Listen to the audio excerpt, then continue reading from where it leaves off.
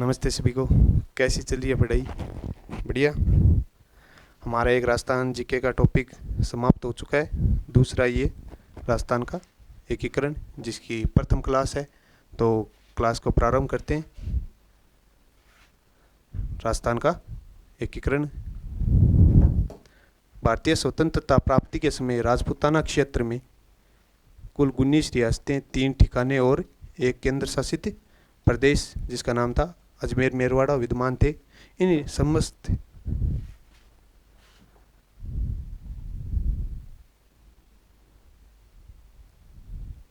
समस्त रियासतों, ठिकानों, प्रदेशों को एक सूत्र में पिरोकर एक सुदृढ़ प्रशासनिक इकाई का निर्माण किया गया, जिसे आज हम राजस्थान के नाम से जानते हैं।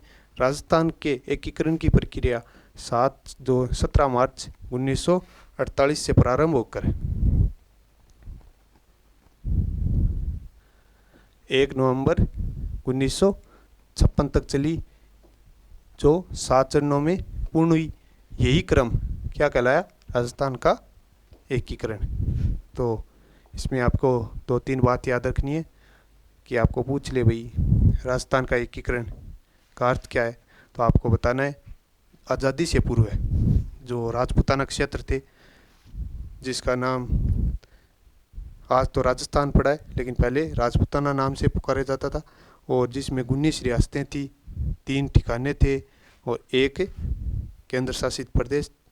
इन सब को मिलाकर आज वर्तमान जो राजस्थान है स्वरूप में लाया गया, उस प्रक्रिया को राजस्थान का एकीकरण कहा जाता है।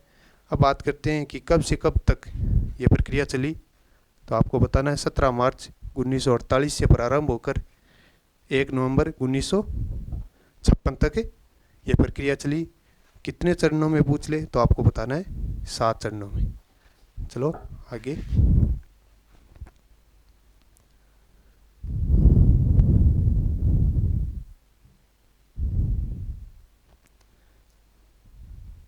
बाईस मई 1946 को ब्रिटिश सरकार ने घोषित किया कि छोटे छोटे राज्यों को या तो आपस में मिलकर एक बड़ी इकाई बननी चाहिए, अथवा समीपवर्ती बड़े राज्यों अथवा प्रांतों में सम्मिलित हो जाना चाहिए।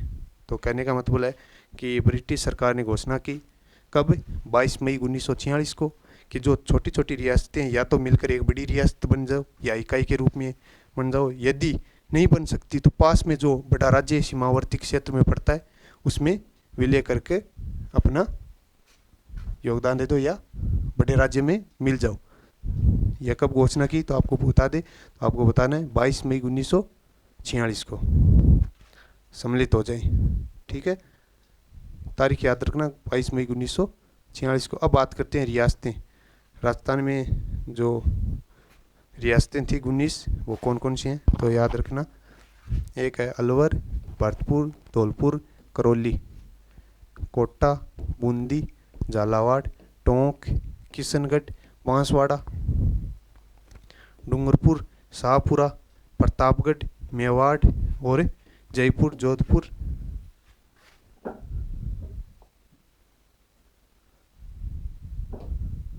बीकानेर, जैसलमेर और सिरोही। ये कितनी 19 रियासतें थी। तो याद रखना आपको पूछ ले 19 रियासतें राजपूताने में कौन कौन सी थी, तो याद रखना है अलवर, भरतपुर, धौलपुर, करौली, ABCD। ठीक है, कोटा, बूंदी, झालावाड़, टोंक, किशनगढ़, बांसवाड़ा, डूंगरपुर, शाहपुरा, प्रतापगढ़, मेवाड़, जयपुर, जोधपुर, बीकानेर, जैसलमेर, सिरोही। इनमें आपको 19 रियासतों में से इन रियासतों को एक हटा दे किसी एक में से और नई जोड़ के पूछ सकता है कौन सी है कौन सी नहीं है, पहचानो, या अदर इनमें से देख के आपको कंफ्यूज करने का एग्जामिनर कोशिश कर सकता है। तो याद रखना कौन कौन सी 19 रियासतें। अब बात करते हैं 3 ठिकानों की जो राजपूताना में थे।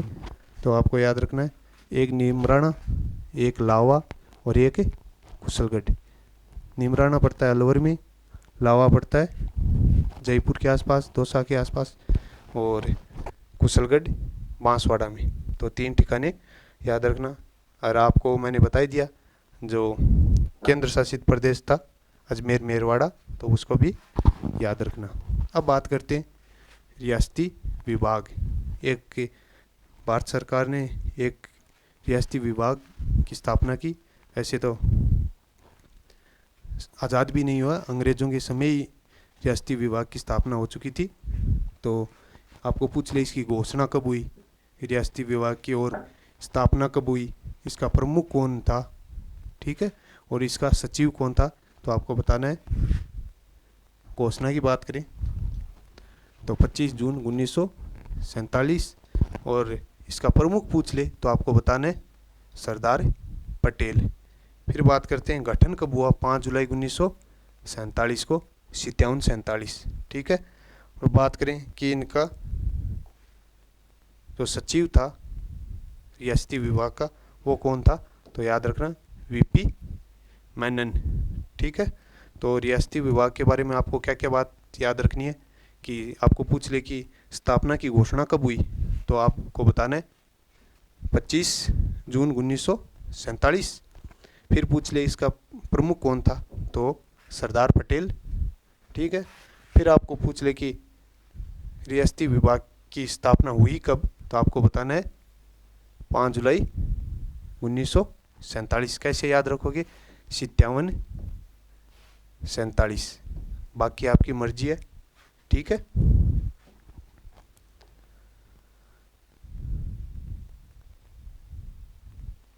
भारतीय सरकार के रियासतों से संबंध निम्न 2 प्रक्रियाएं द्वारा नियमित किए गए। मतलब जो रियासतें थी इनके साथ 2 प्रक्रियाएं की गई कि आप किस प्रकार इनका एकीकरण किया जाए, किस प्रकार रियासतों को एक साथ किया जाए, या स्वतंत्र रियासत बनाई जाए या किसी प्रांत में मिलाई जाए। इस प्रकार 2 प्रक्रियाएं हुई। प्रथम प्रक्रिया है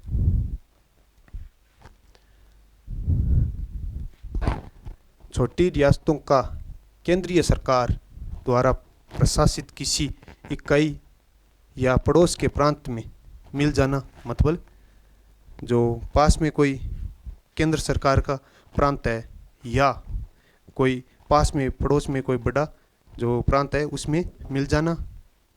एक शर्त, इसमें कौन कौन से राज्य आए, पूर्वी रियासतें थी जो उड़ीसा और मध्य प्रांत में मिल गई, ठीक है।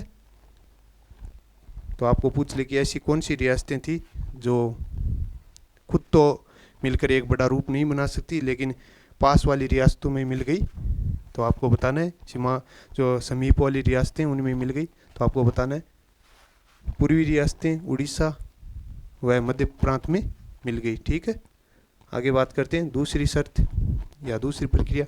कुछ रियासतों को मिलाकर एक बृहत प्रशासनिक संघ बनाया जाए जिसे अब बात करें जैसे राजस्थान का संयुक्त राज्य, काठियावाड़ जो सौराष्ट्र का संयुक्त राज्य, ग्वालियर, इंदौर, मालवा का संयुक्त राज्य।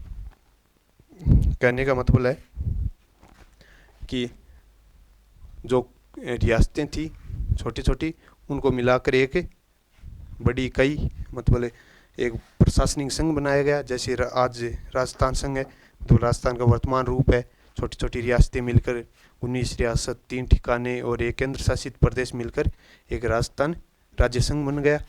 उसी प्रकार काठियावाड़ बन गया, उसी प्रकार ग्वालियर, इंदौर और मालवा संयुक्त राज्य संघ बन गए, ठीक है। और जो सक्षम नहीं थे एक साथ मिलकर एक राज्य का निर्माण कर सकें या संघ का निर्माण कर सकें, तो वो सीमावर्ती जो राज्य थे उनमें विलय हो गए, और या केंद्र सरकार की जो प्रांत था या सरकार की कोई इकाई थी उसमें विलय कर लिया, ठीक है। आगे चलते हैं।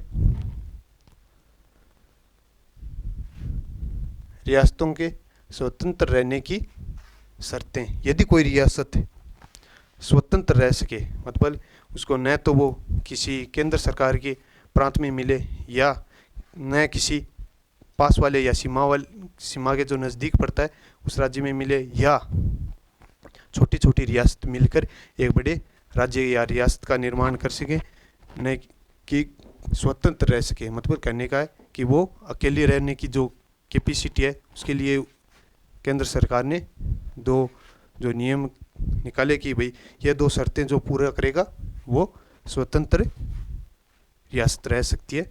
तो उसमें दो क्या क्या शर्तें हैं देख लो। न्यूनतम 10 लाख जनसंख्या हो या उससे अधिक हो। दूसरी है न्यूनतम वार्षिक आय 1 करोड़ से अधिक हो। मतलब वही जो रियासत है वो स्वतंत्र रह सकती है जिसके पास कम से कम 10 लाख से अधिक जनसंख्या हो या 1 करोड़ से अधिक वार्षिक आय हो। तो इस प्रकार का जो सरकार की शर्तें थी उनको मानने वाली या निभाने वाली जो राजस्थान की 4 रियासतें थी वो कौन कौन सी हैं? एक तो जयपुर थी, एक जोधपुर, एक उदयपुर और एक बीकानेर। क्योंकि इन दोनों शर्तों को वो पूरी तरह से पालन कर रही थी। मतलब उनमें कैपेसिटी थी कि भाई उनमें 10-10 लाख से अधिक जनसंख्या थी, 1 करोड़ से वार्षिक आय अधिक थी। तो ये आपको पूछ ले कि राजस्थान में कौन कौन सी ऐसी रियासतें थी जिन्होंने ये दोनों जो शर्तें वो मानने में सक्षम थी। तो आपको बताना है एक जयपुर, एक जोधपुर, एक उदयपुर और एक बीकानेर। ठीक है। अब बात करते हैं ये जयपुर, जोधपुर, उदयपुर, बीकानेर जिनको आय के अनुसार कौन सी बड़ी थी। इन चारों की तुलना की जाए और जनसंख्या के आधार पर कौन सी बड़ी थी, क्षेत्रफल के आधार पर कौन सी बड़ी थी। तो इस प्रकार आपको याद रखना है। इन चारों में जो इन दोनों शर्तों को मानने वाली या निभाने की हिम्मत रखती थी। तो आय के अनुसार बड़ी छोटी का क्या है क्रम है। तो सबसे बड़ी कौन सी थी? जयपुर। उससे छोटी कौन सी? बीकानेर। उससे छोटी जोधपुर और सबसे छोटी उदयपुर। तो आपको पूछ ले आय के अनुसार इन 4 रियासतों में सबसे बड़ी रियासत कौन सी, तो आपको बताना है जयपुर। उससे छोटी बीकानेर, उससे भी छोटी तीसरे नंबर पर जोधपुर और सबसे छोटी उदयपुर। तो याद रखना आय के अनुसार सबसे बड़ी जयपुर है, सेकंड नंबर पर आती है बीकानेर, थर्ड पर है जोधपुर और फोर्थ पर मतलब अंतिम कौन सी आती है? उदयपुर। ठीक है।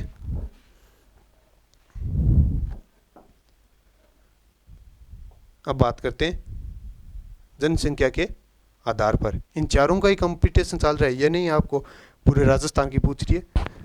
एग्जामिनर पूछेगा इन चारों में से बड़ा छोटा, मतलब जो ये दोनों शर्तें निभाने वाली जो राजस्थान की रियासतें थी इनमें कौन सी बड़ी थी, कौन सी छोटी थी। आय के आधार पर मैंने आपको बता दिया, जयपुर प्रथम और सेकंड पर बीकानेर, थर्ड पर जोधपुर, फोर्थ पर कौन सी? उदयपुर। तो हर बार फोर्थ नंबर पर कौन सी आएगी? उदयपुर। याद रखने की रटने की कोई आवश्यकता नहीं है। फिर बात करते हैं जनसंख्या के आधार पर सबसे बड़ी जयपुर, 2 नंबर पर जोधपुर, 3 नंबर पर बीकानेर और 4 नंबर पर आपको मैंने बता दिया अंतिम हमेशा उदयपुर आएगी, सबसे छोटी उदयपुर। तो आपको पूछ ले जनसंख्या के आधार पर सबसे बड़ी रियासत कौन सी, वही जोधपुर नहीं जयपुर। 2 नंबर पर इसमें क्या आ गया, पहले जो आय के आधार पर उसमें 2 नंबर पर बीकानेर था, लेकिन जनसंख्या के आधार पर जोधपुर 3 नंबर पे आ गया बीकानेर और 4 नंबर पे आ गया उदयपुर। तो याद रखना है। ठीक है, जनसंख्या के आधार पर। अब बात करते हैं क्षेत्रफल के आधार पर क्रम क्या है। क्षेत्रफल में सबसे बड़ा बीकानेर का था, फिर जोधपुर का, फिर जयपुर का और अंतिम उदयपुर का। तो एक इसमें बात आपको जो कॉमन है वो याद रखना क्या है कि सबसे छोटी, चाहे वो आय के आधार पर हो, चाहे वो क्षेत्रफल के आधार पर हो, चाहे वो जनसंख्या के आधार पर हो, सब में सबसे छोटी उदयपुर है। अब बात करते हैं आय के आधार पर और जनसंख्या के आधार पर सबसे बड़ी कौन सी है, तो आपको याद रखना है जयपुर। ठीक है। फिर बात करते हैं कि क्षेत्रफल के आधार पर सबसे बड़ी कौन सी है, तो आपको याद रखना है बीकानेर और सबसे छोटी कौन सी है? उदयपुर। ठीक है।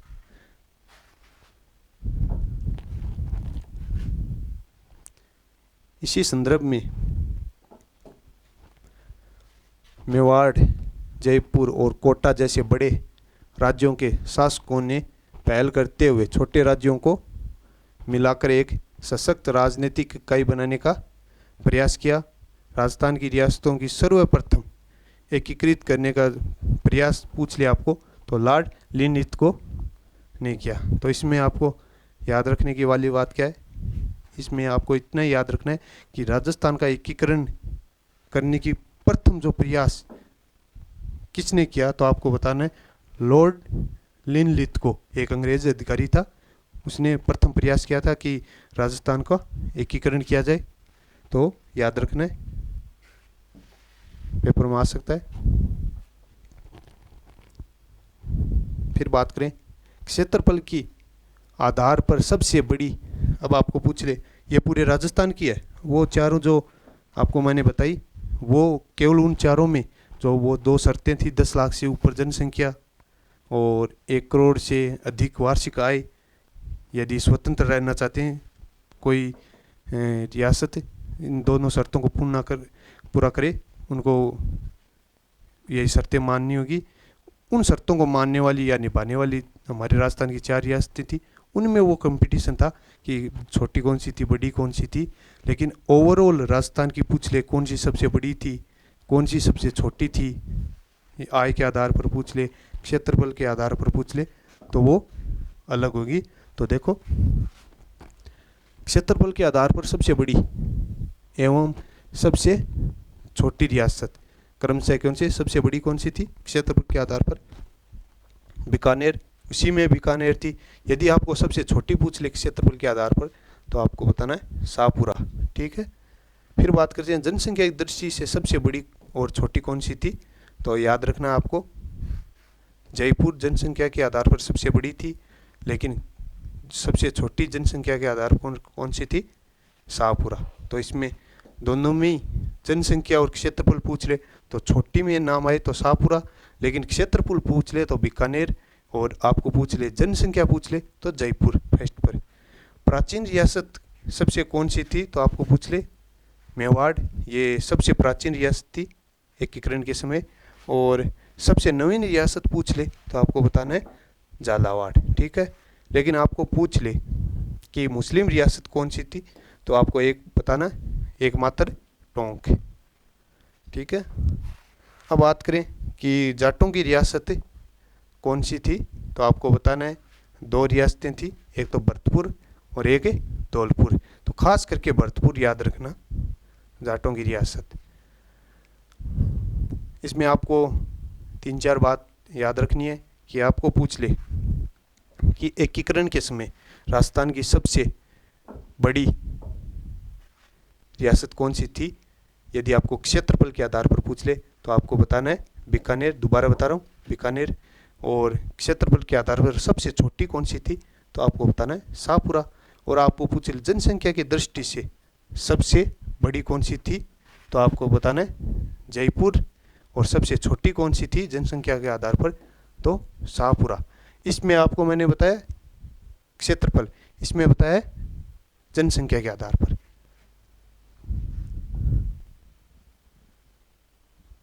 अब बात करते हैं कि सबसे प्राचीन कौन सी थी, तो आपको याद रखना है मेवाड़। सबसे नवीनतम कौन सी थी, तो आपको याद रखना है झालावाड़। और ये पूछ ले मुस्लिम रियासत कौन सी थी, तो एकमात्र कौन सी थी, टोंक। जाटों की रियासत पूछ ले तो 2 बता देना, भरतपुर और धौलपुर, मुख्य रूप से भरतपुर। राजस्थान यूनियन मेवाड़ महाराणा का प्रयास। जो मेवाड़ के महाराणा थे जिनका नाम था भूपाल सिंह, उन्होंने एक यूनियन बनाई जिसका नाम है राजस्थान यूनियन। ये मतलब राजस्थान, गुजरात और मालवा के शासकों को साथ मिलाकर एक रियासत का निर्माण करने की प्रयास किया, लेकिन ये अंत में जाते हुए ये भी सफल नहीं हुआ। तो देखो राजस्थान यूनियन, मेवाड़, महाराणा का प्रयास।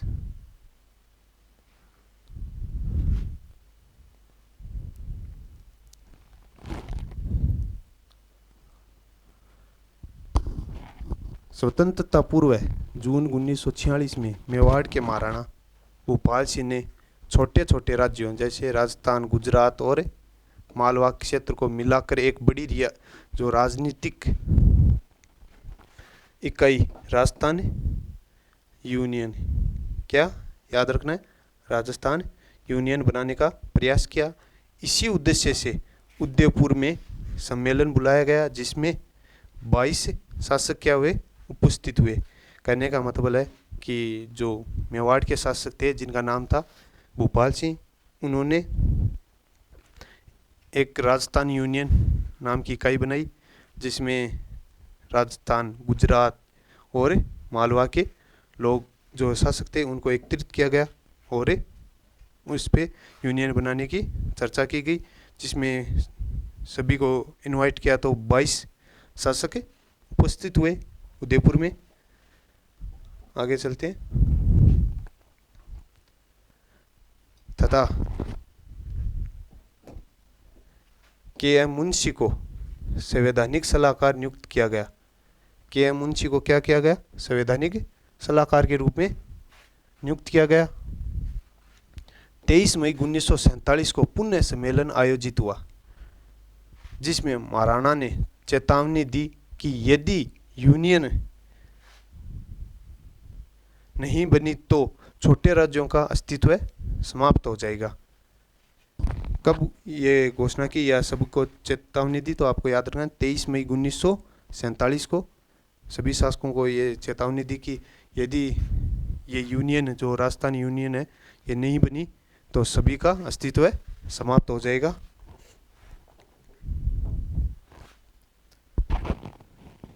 बड़े राज्य कौन कौन से, जयपुर, जोधपुर, बीकानेर को छोड़कर अधिकांश ने इस योजना को स्वीकार कर लिया और इसके लिए एक सीमित समिति थी, उसका गठन किया गया। समिति ने 14 फरवरी 1948 को यूनियन विधान जो बनाया गया उसका प्रारूप पेश किया। मतलब जो विधान का मतलब है नियम, जो नियम बनाए थे यूनियन के वो कब पेश किए गए, 14 फरवरी 1948। तो इसमें 3 रियासतें कौन सी थी जो यूनियन में शामिल नहीं हुई, वो भी याद रखना है ना। एक तो जयपुर है, एक जोधपुर है और बीकानेर, जिस कारण ये यूनियन नहीं बन सकी। ठीक है, बाकी रियासतों ने ये चेतावनी स्वीकार कर ली थी कि भाई हमारा अस्तित्व समाप्त हो जाएगा, लेकिन जयपुर, जोधपुर, बीकानेर ये 3 रियासतों ने ये चेतावनी नहीं मानी और इसमें शामिल नहीं हुए, जिस कारण ये यूनियन सफल नहीं हुई।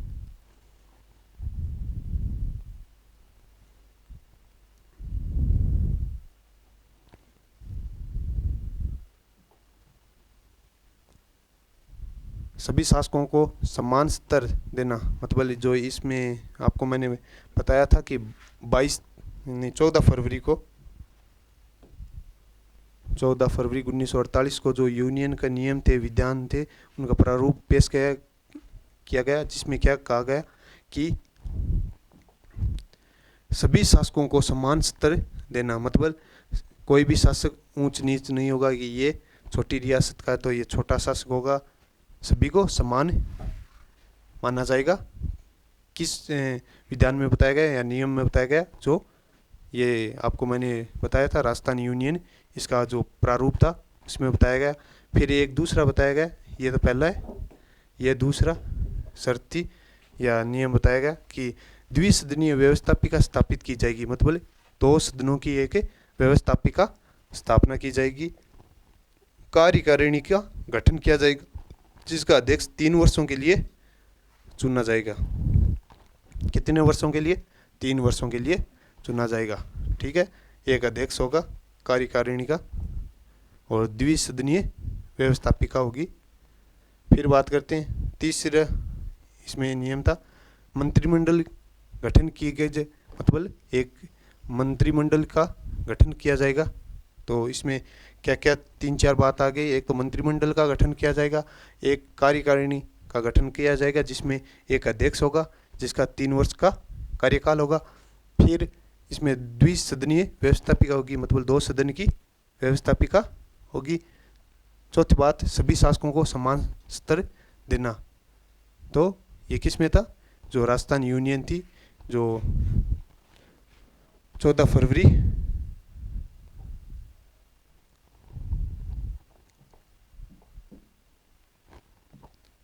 14 14 फरवरी 1948 को घोषणा हुई, या इसका जो प्रारूप था वो पेश किया गया, उसमें बताया गया। ठीक है, चारों शर्त याद रख लेना। कितने सदनीय व्यवस्थापिका होगी, मंत्रिमंडल की व्यवस्था होगी, ठीक है, और सभी शासक थे उनको समान सत्र का माना जाएगा। एक कार्यकारिणी का गठन किया जाएगा जिसका अध्यक्ष 3 वर्ष के लिए चुना जाएगा। फिर बात करते हैं राजस्थान यूनियन निर्माण को लेकर शासकों में एक मत का अभाव था। क्या था? एक मत का अभाव था। 6 मार्च 1948 को महाराणा थे, उन्होंने क्या पुनः अपील की, किंतु पारस्परिक अविश्वास के कारण राजस्थान यूनियन की योजना सफल नहीं हुई। करने का मतलब है कि एक बार फिर जो महाराणा थे मेवाड़ के, जिनका नाम था भूपाल सिंह ने, उन्होंने 6 मार्च 1948 को एक बार फिर प्रयास किया कि सभी को एकजुट करके एक राजस्थानी यूनियन बनाया जाए, लेकिन परस्पर शासकों में क्या था? अविश्वास था, जिस कारण यूनियन का निर्माण नहीं हो सका, वो असफल रही। अब बात करते हैं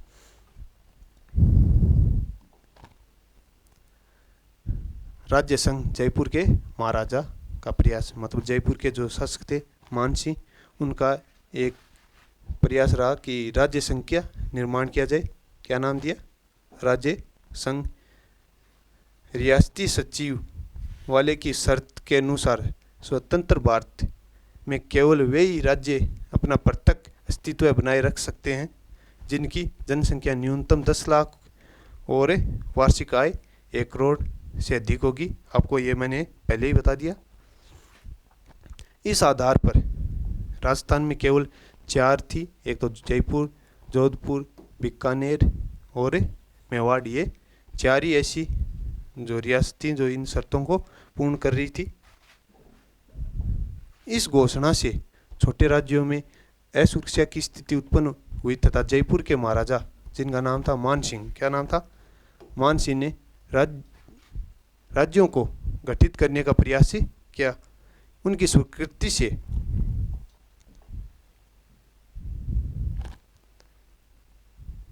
राज्य के दीवान, जिनका नाम क्या था?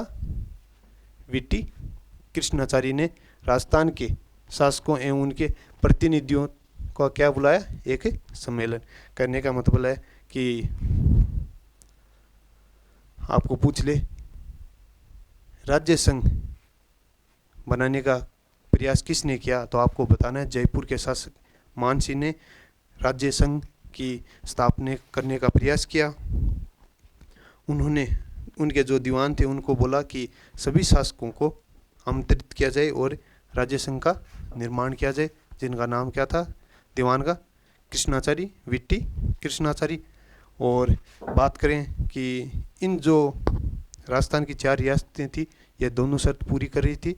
इस आधार पर इन्होंने ये कदम उठाया, लेकिन ये भी सफल नहीं हुआ।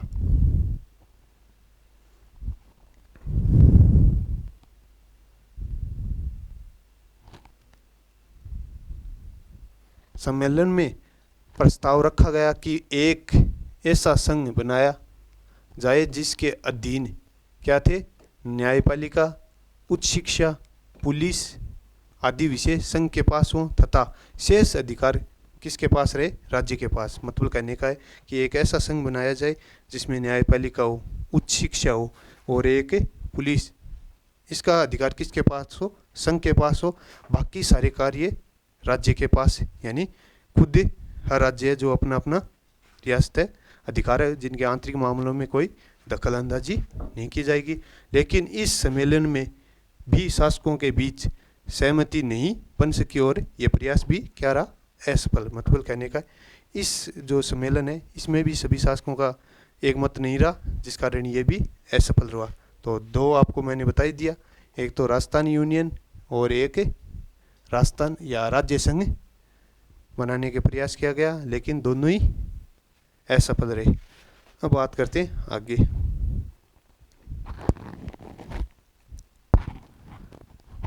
वागड़ संघ। वागड़ संघ की बात करें तो डूंगरपुर और जो बांसवाड़ा थे उस क्षेत्र को एक साथ जोड़कर, उसमें साथ में प्रतापगढ़ भी था। तो ये प्रयास किसने किया? आपको पूछ ले वागड़ संघ का, तो डूंगरपुर के शासक लक्ष्मण सिंह ने ये प्रयास किया कि एक किसका निर्माण किया जाए, वागड़ संघ का निर्माण किया जाए। तो चलो, वागड़ संघ डूंगरपुर के महाराहुल का प्रयास। ठीक है, स्वतंत्रता प्राप्ति से पूर्व डूंगरपुर के महाराहुल, जिनका क्या नाम था, लक्ष्मण सिंह, ने डूंगरपुर, बांसवाड़ा और कुशलगढ़ तथा प्रतापगढ़ को मिलाकर सम्मिलित कर वागड़ संघ बनाने का प्रयास किया, परंतु ये योजना सफल नहीं रही। अब आपको बता दे कि आपको पूछ ले एग्जामिनर की वागड़ संघ में कौन कौन से राज्य आ रहे थे, तो आपको घबराने की कोई आवश्यकता नहीं है। एक तो बता देना डूंगरपुर, एक बांसवाड़ा, दो तो हो गए। जो एक ठिकाना था कुशलगढ़ बांसवाड़ा में, वो भी इसमें शामिल था। साथ में क्या था, प्रतापगढ़। ठीक है, लेकिन वागड़ संघ भी सफल नहीं हो सका। छोटे राज्यों की ओर से वंश परंपरा और पुरानी प्रतिष्ठा के नाम पर बड़े राज्यों में विलय से हिचकिचाहट दिखाई दी गई। परिणाम स्वरूप शासकों द्वारा किए गए संघ निर्माण के सारे प्रयत्न असफल रहे। कहने का मतलब है कि डूंगरपुर के जो शासक थे और उन्होंने क्या किया कि एक वागड़ संघ का निर्माण करना चाहते थे कि डूंगरपुर, बांसवाड़ा और कुशलगढ़, प्रतापगढ़, ये चारों मिलकर एक वागड़ संघ का निर्माण किया जाए, जो एक संघ बनाए। लेकिन ये संघ भी सफल नहीं हुआ।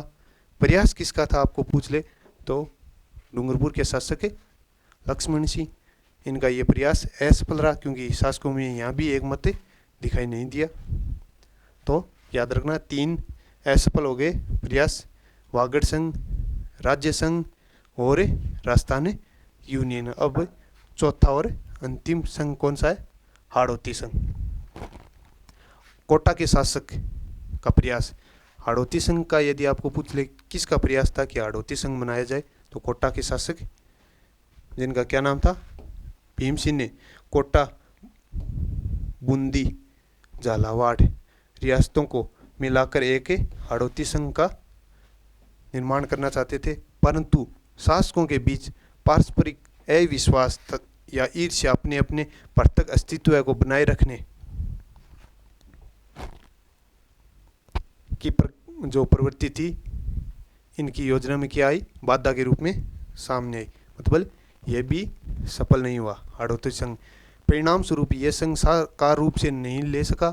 अन्य रियासतों के शासक इससे केवल क्या समझ रहे थे, बृहत्तर कोटा बनाने की महत्वाकांक्षा समझ रहे थे। इसमें आपको समझना क्या है कि जो कोटा के शासक थे, जिनका नाम भीम सिंह था, उन्होंने कोटा, बूंदी और झालावाड़, इन रियासतों को लेकर एक हाड़ौती संघ का निर्माण करना चाहते थे कि भाई हम एक निर्माण कर लें हाड़ौती संघ का, जिसमें कोटा, बूंदी, झालावाड़ राज्य आदि राज्य इसमें शामिल हों। लेकिन जो शासक थे, इनमें एक मत नहीं था। इनका विचार था कि कोई हाड़ौती संघ नहीं बन रहा है, जो कोटा के अलावा ये एक बृहत्तर राजस्थान, यानी बृहत्तर कोटा का निर्माण हो रहा है। मतलब हमारे जो राज्य हैं, इनका विलय किस में हो रहा है, कोटा में, और कोटा का नाम रहेगा, बड़े रूप में फैलेगा। तो इन्होंने ईर्ष्या मान लो, एक शंका थी या उन पे विश्वास न कर यह भी एक हाड़ौती संघ का रूप न ले सका, और ये भी प्रयास कोटा महाराहुल का क्या रहा, असफल रहा। इस प्रकार चारों ही जो प्रयास थे वो क्या रहे, असफल। आपको इसमें पूछ सकता है कि हाड़ौती संघ का निर्माण करने का प्रयास किसका था, तो आपको बताना है कोटा के शासक भीम सिंह। आपको पूछ सकता है कि वागड़ संघ का या वागड़ संघ का निर्माण पर करने का किसका प्रयास था, तो आपको बताना है डूंगरपुर के शासक लक्ष्मण सिंह। आपको पूछ सकता है कि जो राज्य संघ है, इसका निर्माण कौन करना चाहता था, तो आपको बताना है जयपुर के शासक, क्या था नाम उनका, मान सिंह। और आपको पूछ ले कि राजस्थान यूनियन का निर्माण कौन करना चाहते थे, तो आपको बताना है मेवाड़ के शासक कौन थे, भूपाल सिंह। ठीक है, लेकिन ये चारों ही प्रयास क्या रहे, असफल। ठीक है, आगे चलते।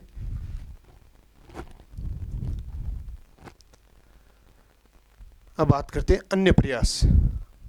सितंबर 1946 को अखिल भारतीय देशी राज्य लोक परिषद की राजपूताना प्रांतीय सभा ने ये प्रस्ताव पारित किया कि राजस्थान का कोई भी राज्य अपने बल पर भारतीय संघ में शामिल होने योग्य नहीं है। अतः समस्त राजस्थान को एक इकाई के रूप में भारतीय संघ का हिस्सा बनाया जाना चाहिए। इसी कारण विभिन्न राज्यों के जो प्रजामंडल हैं, प्रजा परिषद हैं, भी निरंतर प्रयास कर रही थी, यानी राजस्थान निर्माण की मांग कर रही थी। तो आपको इसमें क्या याद रखना है कि अन्य प्रयास में ये याद रखना है कि सितंबर 1946 को अखिल भारतीय देशी राज्य लोक परिषद की राजपूताना प्रांतीय सभा ने ये कहा या प्रस्ताव पारित किया कि राजस्थान की ऐसी कोई रियासत नहीं है जो एक स्वतंत्र अस्तित्व रख सके, वह संपूर्ण राज्य को एक साथ मिलाकर एक इकाई के रूप में भारत सरकार का हिस्सा बन सकेगी। इस प्रकार इन्होंने क्या किया, घोषणा की। किसने की? तो अखिल भारतीय देशी राज्य लोक परिषद की राजपूताना जो प्रांतीय सभा थी, इसने ये घोषणा की। ठीक है, वो भारतीय संघ का हिस्सा बनेंगी, मतलब एक संपूर्ण एक साथ भारत का हिस्सा बनेंगी, जैसे आज वर्तमान राजस्थान है जो भारत का हिस्सा है। ठीक है,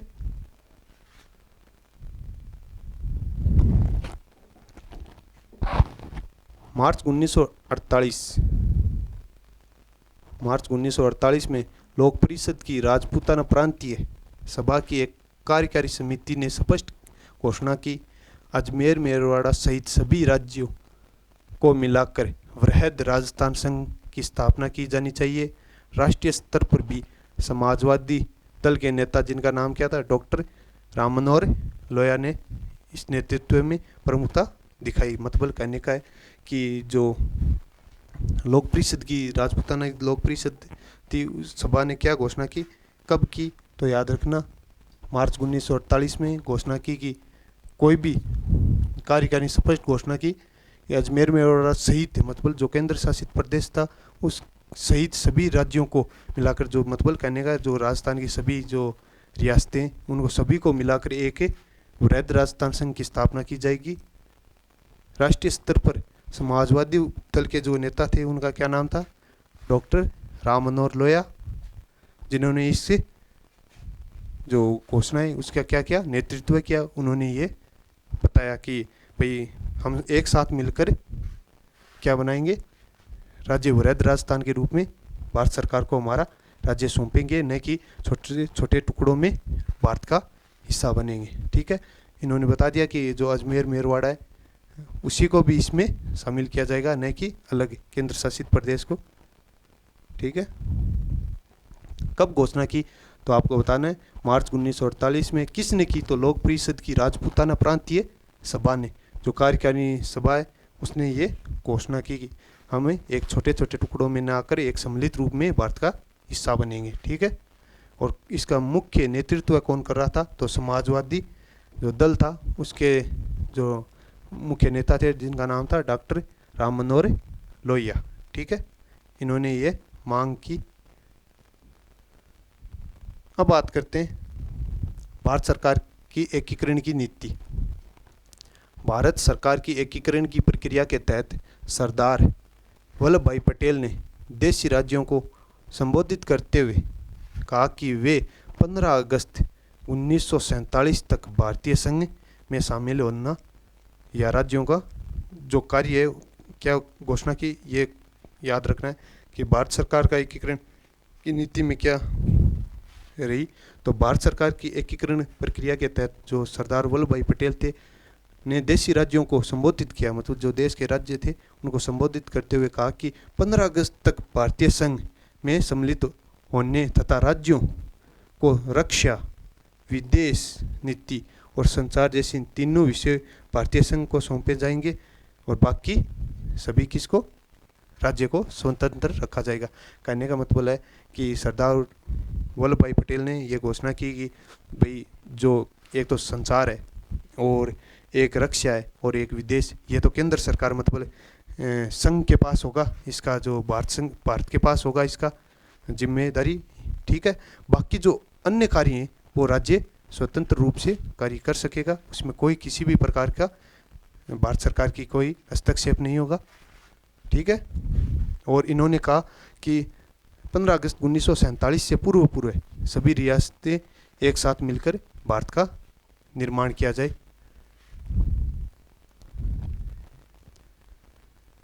जैसे तीनों विषय भारतीय संघ को सौंपे होंगे तथा संघ राज्य के आंतरिक मामलों में, ये बात मैंने आपको बता दी, हस्तक्षेप नहीं करेगा 15 अगस्त से पूर्व।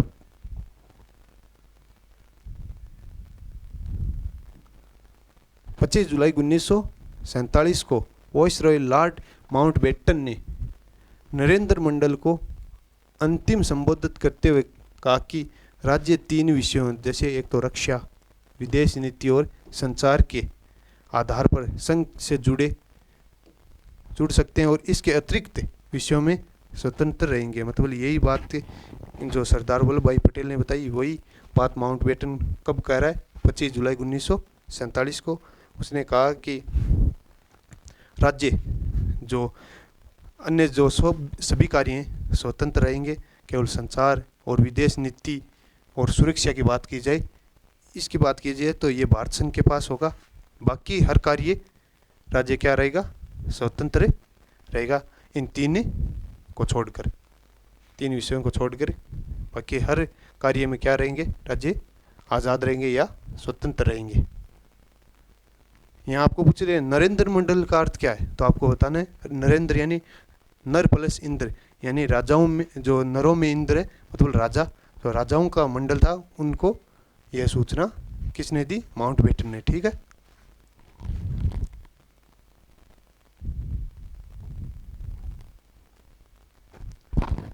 सरदार पटेल की कूटनीति, सूझबूझ और सुदृढ़ता के परिणाम स्वरूप अधिकांश राज्यों ने अधिमिलन पत्र पर हस्ताक्षर कर दिए। मतलब जो सरदार पटेल ने ये बोला था कि 15 अगस्त से पूरा क्या बन जाए? भारत का हिस्सा बन जाए, तो लगभग सभी ने स्वतंत्रता से पूर्व अपने जो हस्ताक्षर थे वो भारत सरकार को सौंप दिए थे, यानी जो रियासती विभाग था उसको अपने हस्ताक्षर दे दिए थे। अब बात करते हैं सबसे पहले राजस्थान में किसने हस्ताक्षर किए, तो बीकानेर के जो शासक थे जिनका नाम था शार्दुल सिंह, जिन्होंने 7 अगस्त 1947 को सबसे पहले राजस्थान में अपने हस्ताक्षर किसको दिए? रियासती विभाग को ने किया। इसके बाद जोधपुर के जो शासक थे उन्होंने 9 अगस्त को, ठीक है। तीसरे नंबर की बात करें 14 अगस्त को धौलपुर के शासक ने अधिमिलन पत्र पर हस्ताक्षर कर दिए। ठीक है।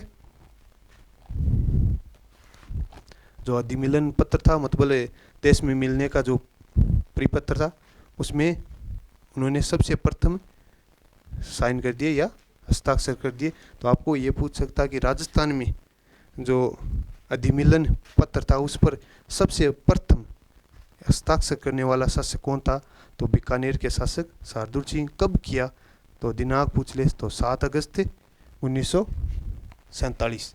फिर बात करें 2 नंबर पर तो जोधपुर के शासक ने, और 3 नंबर पर बात करें तो धौलपुर के शासक, जिन्होंने 14 अगस्त को हस्ताक्षर किए। तो आपको ये खास करके याद रखना है प्रथम वाला कि सर्वप्रथम किसने किया राजस्थान में, तो आपको बताना है बीकानेर के शासक शार्दुल सिंह। यहाँ से प्रश्न आ सकता है। अब बात करते हैं राजस्थान का एकीकरण। फर्स्ट चरण नाम क्या था? एक फर्स्ट चरण का मत्स्य संघ। इसके बारे में ये सभी मैं डिटेल अगली जो क्लास आएगी अगली उसमें बताऊंगा कि क्या क्या था, इसका क्यों नाम मत्स्य संघ पड़ा। अब आप ये याद रखने की कोशिश करो। जो 7 चरण थे उसमें फर्स्ट चरण की बात हो रही है, जिसका क्या नाम था? मत्स्य संघ। ठीक है। इसका निर्माण कब हुआ, तो याद रखना तिथि 18 मार्च 1948। तो इसमें आपको याद क्या रखना है? पहला चरण था जिसका क्या नाम था, तो आपको बताना है मत्स्य संघ। तिथि क्या थी, यानी पहले जो चरण में स्थापना हुई मत्स्य संघ की, इसकी तिथि क्या थी या दिनांक क्या थी, तो आपको बताना 18 मार्च 1948। बात करते हैं कि सम्मिलित रियासतें कौन कौन सी थी, तो आपको बताना है अलवर, भरतपुर, करौली, धौलपुर और एक जो ठिकाना था नीमराना। ठीक है, ये बात याद रखना। फिर बात करें राजधानी क्या थी, तो अलवर। ठीक है। अब बात करते हैं कि प्रथम चरण में प्रधानमंत्री कौन थे, तो आपको बताना है शोभाराम कुमावत। उद्घाटनकर्ता कौन थे, तो एनवी गॉडगिल। ठीक है, याद रह जाएगा। तो प्रथम चरण की एक बार और बता देता हूँ कि भाई कौन कौन क्या था। तो आपको पूछ ले प्रथम चरण है उसका नाम क्या था, तो आपको बताना है मत्स्य संघ। तिथि क्या थी, तो 18 मार्च 1948। इसमें कौन कौन सी रियासतें शामिल थी, तो आपको बताना है अलवर, भरतपुर, धौलपुर, करौली और एक जो ठिकाना था जिसका क्या नाम था, नीमराना। अब बात करें राजधानी की, तो राजधानी क्या थी, अलवर। प्रधानमंत्री की बात करें तो आपको मैंने बता दिया शोभाराम कुमावत। उद्घाटनकर्ता की आपके बारे में पूछ ले तो एनवी गॉडगिल। दूसरे चरण की बात करते हैं।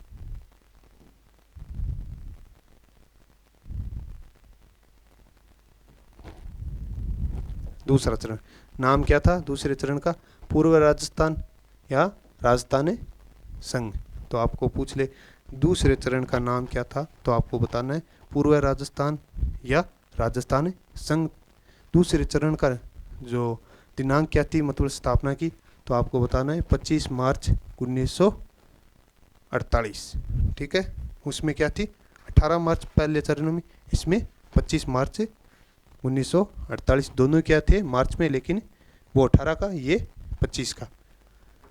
अब बात करते हैं कि सम्मिलित रियासतें कौन कौन सी थी, तो आपको याद रखना एक तो डूंगरपुर थी, एक बांसवाड़ा, प्रतापगढ़, किशनगढ़, बूंदी, कोटा या टोंक और कोटा, झालावाड़ और शाहपुरा। एक ठिकाना था जिसका क्या नाम था, कुशलगढ़। तो आपको याद रखना है कि भाई कौन कौन सी इसमें रियासतें शामिल थी, तो आपको बताना है एक तो डूंगरपुर, एक बांसवाड़ा, एक प्रतापगढ़, ठीक है, और एक किशनगढ़, एक बूंदी, एक टोंक और एक कोटा, झालावाड़ और शाहपुरा। ये रियासतें थी।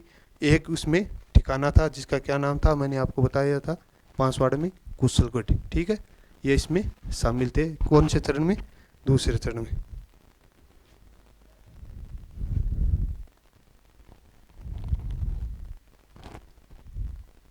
दूसरे चरण का याद रखना नाम क्या था, पूर्व राजस्थान या राजस्थान संघ। तिथि याद खास करके रखना 25 मार्च 1948। ठीक है। अब बात करते हैं राजधानी की दूसरे चरण में, तो राजधानी कोटा रही। बात करते हैं प्रधानमंत्री कौन रहा, तो गोकुल लाल असावा, उसमें था शोभाराम कुमावत। ठीक है। उद्घाटनकर्ता की बात करें तो वही एनवी गॉडगिल। तो इसमें आपको दूसरे चरण में दो तीन बात है वो क्या याद रखनी है कि दूसरा चरण का नाम क्या था, तो आपको नाम बताना है पूर्व राजस्थान संघ या राजस्थान संघ। तिथि पूछ ले या दिनांक पूछ ले तो आपको बताना 25 मार्च 1948। सम्मिलित रियासतें कौन कौन सी थी, तो डूंगरपुर, बांसवाड़ा, टोंक, कोटा, झालावाड़, प्रतापगढ़, किशनगढ़, बूंदी और शाहपुरा। एक ठिकाना था जिसका नाम क्या था, कुशलगढ़ ठिकाना। राजधानी क्या थी, तो कोटा। और प्रधानमंत्री की बात करें तो गोकुलाल असावा। उद्घाटनकर्ता की बात करें तो कौन था, एनवी गॉडगिल। अब बात करते हैं तीसरे चरण की। तीसरे चरण का यदि आपको नाम पूछ ले तो बताना है संयुक्त राजस्थान। तिथि पूछ ले तो 18 अप्रैल 1948। पहले चरण में 18 ही तारीख है लेकिन वो मार्च है, इसमें अप्रैल है। तीसरे में क्या आ गया, अप्रैल। 2 मार्च है, याद रखना 18 मार्च, 25 मार्च, फिर एक ये अप्रैल आ गया। तो 18 अप्रैल 1948 को तीसरा चरण था जिसका नाम क्या था, संयुक्त राजस्थान। ठीक है। सम्मिलित रियासतें कौन सी थी, जो मैंने आपको अभी बताई, पूर्व राजस्थान या राजस्थान संघ की जो रियासतें बताई थी, कोटा, बूंदी, झालावाड़, किशनगढ़, ठीक है, प्रतापगढ़, और एक ठिकाना बताया डूंगरपुर बांसवाड़ा वाला, वो भी कुशलगढ़। उसमें क्या शामिल हो गया, उदयपुर, एकमात्र उदयपुर शामिल हो गया। तो ये तीसरा चरण हो गया। जिसके शासक कौन थे आपको याद रखना है, तो वो मैंने आपको बता ही दिया, भोपाल सिंह, ठीक है, वो इसमें शामिल हो गए अपने राज्य को, तो इसका नाम दे दिया गया तीसरे चरण को संयुक्त राजस्थान। तारीख याद रखना है 18 अप्रैल। तीसरा जब भी तीसरा आपको पूछ ले चरण का नाम क्या था तो संयुक्त राजस्थान, दिनांक पूछ ले तो 18 अप्रैल, न कि 18 मार्च, ठीक है। राजधानी पूछ ले तो आपको बताना है उदयपुर। प्रधानमंत्री पूछ ले तो बताना है माणिक्यलाल वर्मा। फिर ये पूछ ले उद्घाटनकर्ता कौन था तो याद करना जवाहरलाल नेहरू। पहले और दूसरे चरण में गॉडगिल थे, लेकिन तीसरे चरण में उद्घाटनकर्ता कौन आ गए, जवाहरलाल नेहरू।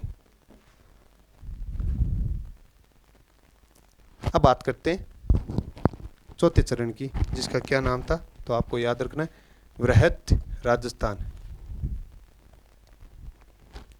चौथे चरण का क्या नाम है, वृहत राजस्थान।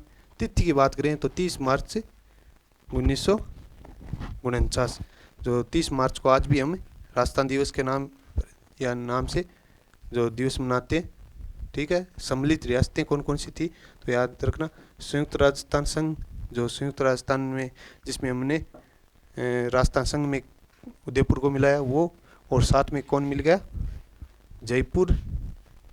बड़ी बड़ी रियासतें थी, एक तो जयपुर, जोधपुर, बीकानेर और जैसलमेर, ये 4 रियासतें मिल गई थी। तो इसका नाम क्या रख दिया चौथे चरण का, वृहत राजस्थान, जिसे राजस्थान दिवस के नाम पर 30 मार्च को मनाया जाता है। तो याद रखना 30 मार्च 1949, न कि 50, ठीक है। और एक ठिकाना था जिसका क्या नाम था, लावा।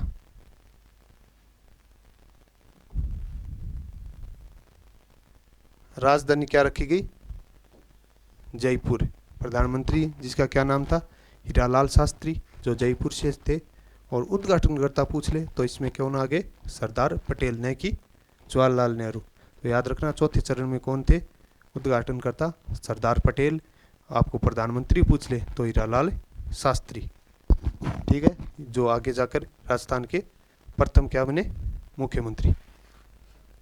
और राजधानी पूछ ले तो आपको बताना है जयपुर। तो इसमें क्या क्या बात याद रखनी है चौथे चरण में।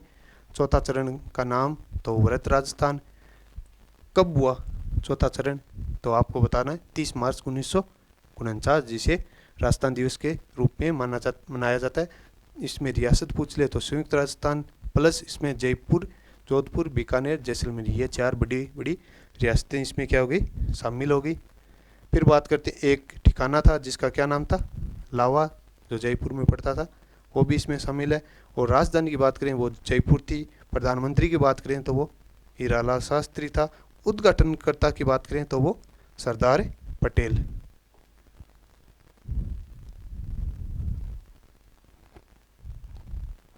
अब बात करते हैं पांचवें चरण की।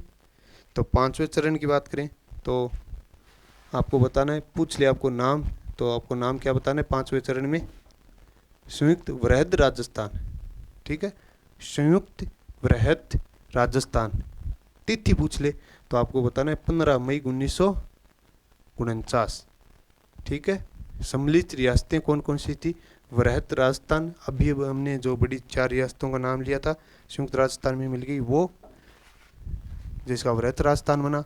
फिर इसमें क्या विलय हो गया, जो मत्स्य संघ था, यानी प्रथम जो चरण के अलवर, भरतपुर, धौलपुर और करौली प्लस एक जो ठिकाना था नीमराना, वो इसमें शामिल हो गया। तो इसका क्या नाम दे दिया, संयुक्त वृहत राजस्थान। तो याद रखना वृहत राजस्थान में मत्स्य संघ शामिल हो गया, तो इसका नाम क्या दे दिया गया, संयुक्त वृहत राजस्थान। तिथि पूछ ले तो 15 मई 1949। राजधानी की बात करें तो वही जयपुर। प्रधानमंत्री की बात करें तो वही हीरालाल शास्त्री। और प्रधानमंत्री चेंज नहीं होंगे, जैसे देश आज़ाद हुआ या ये प्रक्रिया जो एकीकरण की मान लो आगे जाके 1 नवंबर 1956 को पूरी हुई, तो राजस्थान के मुख्यमंत्री के रूप में भी कौन बने, हीरालाल शास्त्री।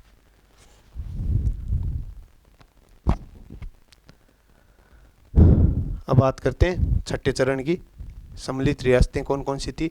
तो आपको याद रखना है सम्मिलित रियासतें इसमें सिरोही, जो सिरोही का जो दिलवाड़ा और अबू रोड को छोड़कर मिलाया गया, मतलब सिरोही का दो हिस्से थे जिसका नाम था दिलवाड़ा और अबू रोड, उनको छोड़कर सिरोही छठे चरण में शामिल हुआ।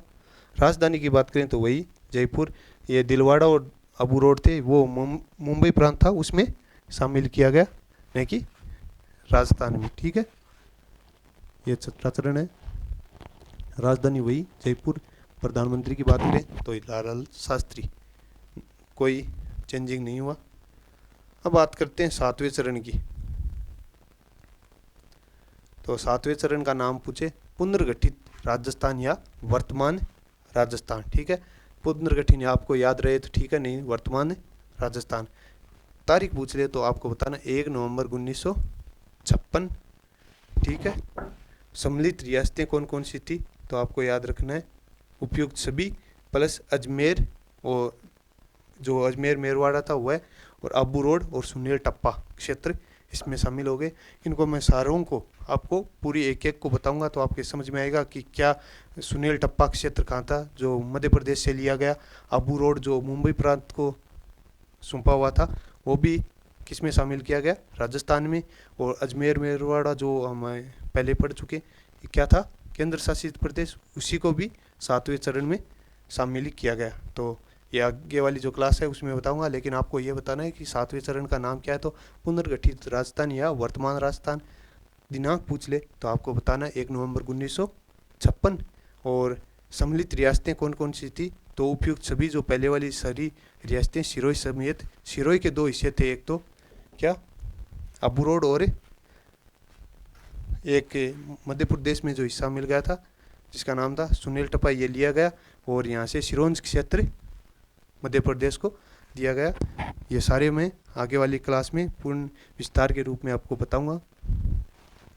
ठीक है, इसमें याद रखने वाली बात आपको समझ में आ गई होगी कि जो मुंबई प्रांत को दिए गए थे अबू रोड और दिलवाड़ा, वो सातवें चरण में किन को दे दिए गए, राजस्थान को। ठीक है, और एक सुनील टप्पा लिया गया और मध्य प्रदेश से, और दिया क्या गया, सिरोंज क्षेत्र। राजधानी की बात करें तो वही राजधानी जयपुर। प्रधानमंत्री की बात करते हैं वही हीरालाल शास्त्री।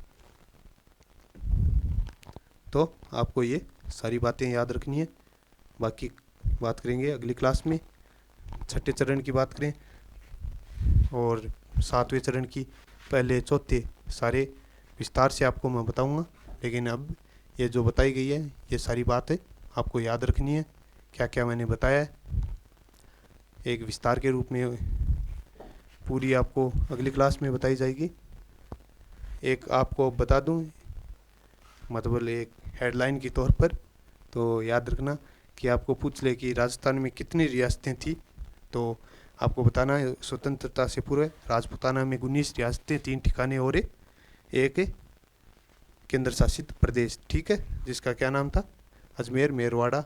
और आपको पूछ ले कि ये जो एकीकरण की प्रक्रिया है ये कब से कब तक चली, तो आपको बताना 17 मार्च 1948 से प्रारंभ होकर 1 नवंबर 1956 तक ये प्रक्रिया चली। अब बात करते हैं कि कितनी रियासतें कौन कौन सी थी, तो आपको याद रखना है अलवर भरतपुर धौलपुर करौली, ठीक है, कोटा बूंदी झालावाड़ टोंक किशनगढ़ बांसवाड़ा, और डूंगरपुर शाहपुरा प्रतापगढ़ मेवाड़ जयपुर जोधपुर बीकानेर जैसलमेर सिरोही, ये 19 रियासतें थी। फिर बात करें ठिकाने, 3 ठिकाने कौन कौन से थे, नीमराना अलवर लावा जयपुर या दौसा के आसपास कुशलगढ़ बांसवाड़ा। फिर एक आपको मैंने बता दिया था केंद्र शासित प्रदेश जिसका क्या नाम था, अजमेर मेरवाड़ा। फिर बात करते हैं रियासती विभाग की स्थापना घोषणा कब हुई, तो घोषणा की बात करें 25 जून 1947। प्रमुख कौन थे इसके, सरदार पटेल। और गठन कब हुआ या इसका, तो आपको पूछ ले तो बताना 5 जुलाई 1947। ट्रिक मैंने आपको बताई दी, याद रखे तो 5 तो याद ये रह गई, 7 जुलाई का अर्थ 7 हो गया, और 1947 है जिसकी जगह आपको केवल क्या रखना है, 47। तो याद रखना है 57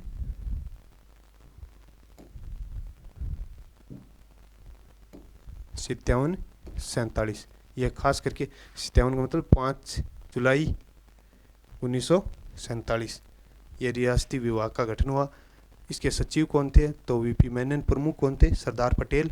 2 शर्तें थी, या तो किसी प्रांत में मिल जाओ, छोटे आसपास की जो केंद्र सरकार की थी उसमें प्रांत में मिल जाओ, या बड़े किसी प्रांत में मिल जाए कोई भी रियासत है, या अपने मिलकर एक से अधिक जो रियासतें वो मिलकर एक बड़ी इकाई के रूप में सामने आए।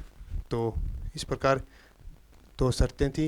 रियासतें जो स्वतंत्र रहना चाहती थी उनको पूर्ण करने के लिए जो रियासती विभाग था उसने 2 शर्त रखी थी। वो पूर्ण क्या थी करनी थी? एक तो न्यूनतम 10 लाख से अधिक जनसंख्या हो और 1 करोड़ से अधिक वार्षिक आय हो। ठीक है, इस प्रकार की जो शर्तें मानने वाली जो राजस्थान की रियासतें 4 थी, एक तो थी जयपुर, जोधपुर और उदयपुर, बीकानेर।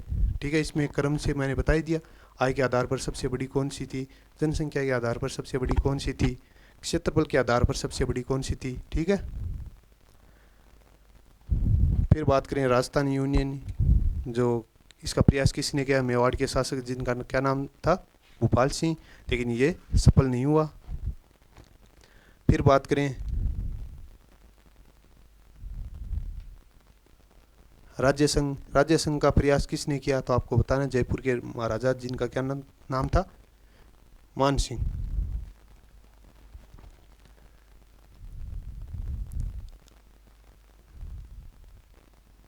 ठीक है, राज्य संघ ये भी सफल नहीं हुआ। फिर बात करें कि वागड़ संघ, जो डूंगरपुर के शासक थे जिनका नाम क्या था? लक्ष्मण सिंह। इन्होंने डूंगरपुर, बांसवाड़ा, प्रतापगढ़ और जो एक ठिकाना था कुशलगढ़, उसको साथ में लेकर एक वागड़ संघ की निर्माण करना चाहते थे, लेकिन ये भी सफल नहीं हुआ। फिर बात करते हैं हाड़ौती संघ, कोटा के शासक जिनका क्या नाम था?